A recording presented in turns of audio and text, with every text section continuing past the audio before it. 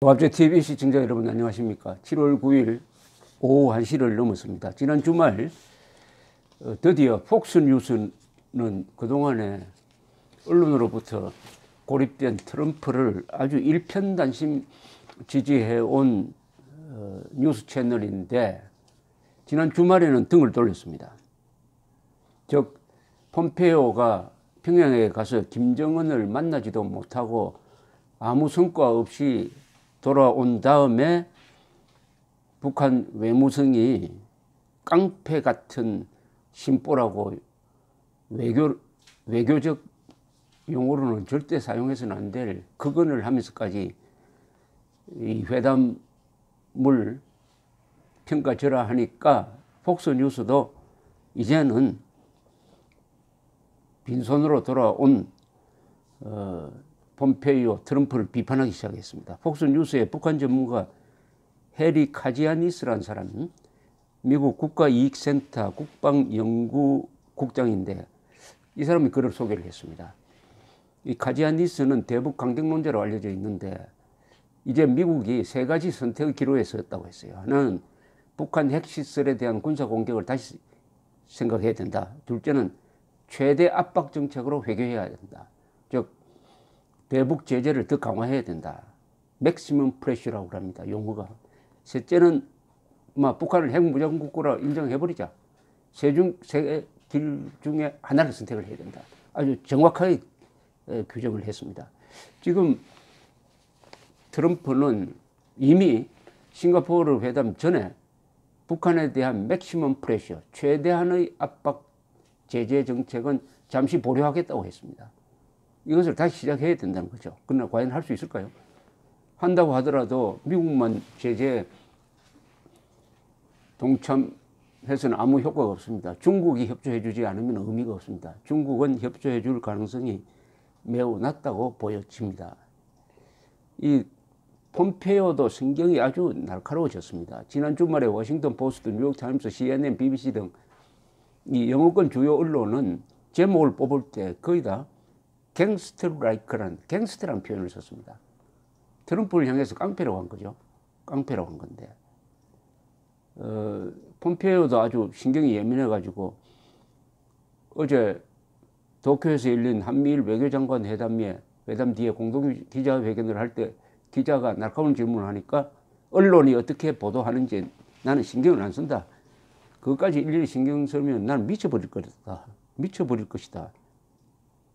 그래서 신경 쓰지 않으려 한다라고 이야기를 했습니다. 또 베트남에 가가지고는 김정은이가 베트남식으로 개혁 개방을 하면은 미국이 도와주겠다는 이야기를 또 했습니다. 김정은이에게 베트남식 개혁 개방을 하라는 것은 자살하라는 권고입니다. 개혁 개방하면은 거짓에 기반을 둔 3대 세습 체제는 무너질 수밖에 없습니다. 김정은은 눈사람입니다.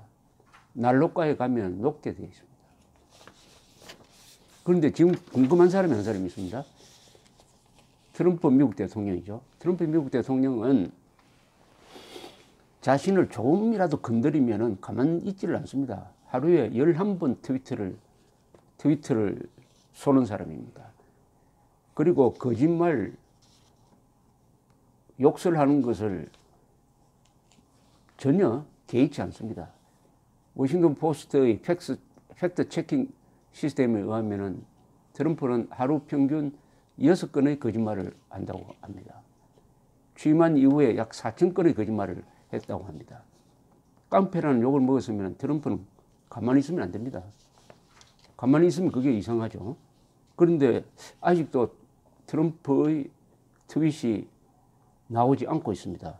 최근에 트윗을 날렸는데 그것은 태국에서 지금 진행되고 있는 동굴에 고립된 이 소년 구출 작전에 대한 언급이었습니다. 이렇게 이야기했습니다. 미국은 어린이들을 동굴로부터 구출하는 것을 돕기 위하여 태국 정부와 매우 긴밀하게 협조하고 있다. 매우 용감하고 유능한 사람들이다 라고 했습니다. 이게 조금 생색을 내는 것 같아요. 미국이 돕고 있는 건 사실입니다. 그러나 직접 이 구조작전에 미국 군인이나 미국에서 보낸 사람이 동굴로 들어가서 끌어내는데 참여하고 있는지 그 증거는 아직 없어요. 미국 언론은 그렇게는 직접 참여하지 않고 다만 간접적으로 수색 요원들을 보내고 카데나 공군기지에서 수색 요원들을 보내고 태국 주재 미국 대사관 요원들이 간접적으로 돕고 있다고 했습니다. 그리고 미국이 태국 측에 자기들이 구상하고 있는 구출 작전에 대해서 설명하는 정도랍니다. 정작 생색을 내야 될 사람은 영국 수상입니다. 왜냐? 영국 잠수부 2사람이 이 아이들을 수색하기 위해서 위험을 무릅쓰고 끝까지 입구에서 4km까지 진입을 해가지고 잠수를 해가면서 도착한 것이 바로 6일 전이었습니다. 그때 옹기종기 바위 위에서 앉아서 기다리던 소년들을 2 영국 잠수부들이 발견한 겁니다. 그 장면이 생생하게 비디오에 찍혀 있습니다.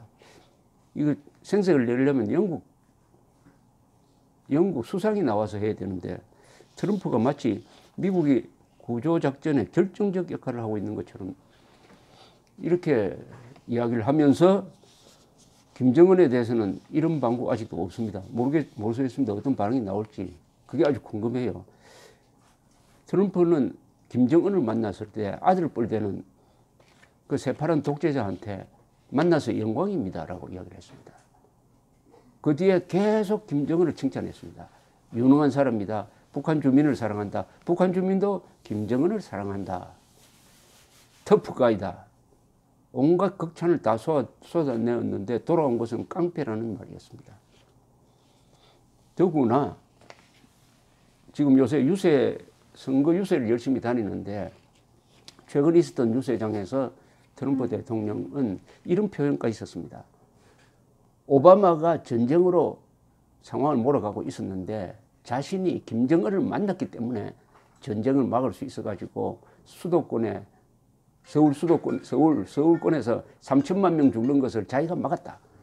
이렇게 이야기를 하면서 또 뭐라고 이야기했느냐. 김정은을 만났을 때 처음 물어본 게 있었다. 그건 뭐냐. 당신이 오바마를 만나 죽었겠느냐 하니까 김정은 이야기가 오바마는 만나자고 해도 나는 안 만나 주었다라고 이야기했다. 이 말을 소개하면서 트럼프가 그거 보라. 오바마는 김정은을 만날 수도 없었는데 나는 김정은을 만났다. 그래서 평화를 가져왔다. 이렇게 이야기를 했습니다. 미국 대통령이 테러 단체 수괴한테 이렇게 자존심을 굽히는 막말을 한 거죠. 또 사실과 다릅니다.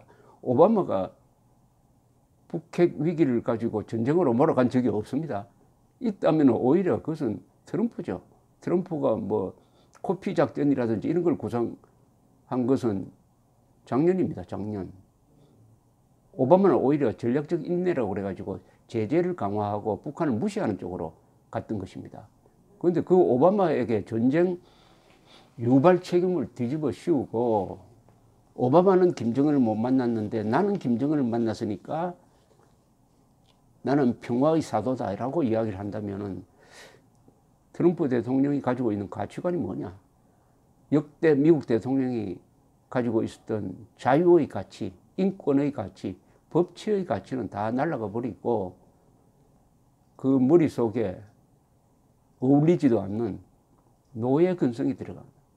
독재자를 좋아하는 자기보다 권력이 더 강한 그래서 언론을 침묵시키는 푸틴이라든지 시진핑이라든지 김정은을 좋아하는 그런 아주 비굴한 심리가 여지없이 지금 발휘되고 이게 정책에 반영되고 있다는 것이죠. 그러니까 이 문재인 정권은 한미일 동맹보다는 이제는 푸틴, 시진핑, 김정은의 이 일종의 독재 동맹 쪽으로 대한민국을 끌고 가려는 정책의 노선을 내비치고 있습니다. 자유세계의 기둥인 미국이 흔들려 버리니까 그 미국을 기준으로 해서 미국을 믿고 동맹관계를 형성을 했던 나토 유럽 국가들 그리고 한국과 일본도 같이 흔들리고 있습니다. 같이 흔들리고 있어요. 물론 미국이 쌓아 올린 역사적 업적, 문명 건설의 업적, 공산주의의 침략으로부터 세계를 지켜낸 이 업적은 지울 수가 없고 거기서 생겨난 여러 가지 제도, 가치관, 인재가 미국을 버티고 있으니까 어떻게 보면은 트럼프는 하나의 손님입니다. 한 4년, 길어봤자 8년 하고 지나갈 손님인데 미국의 든든한 저력을 우리가 눈으로 확인해야 안심이 되는데 다행히 지난 주말에 미국 언론이 일제히 들고 일어나가지고 폼페이오 트럼프의 대북 정책을 혹독하게 비판하고 있는 것 이게 트럼프의 역주행에 브레이크를 걸게 되기를 기대해 봅니다. 감사합니다.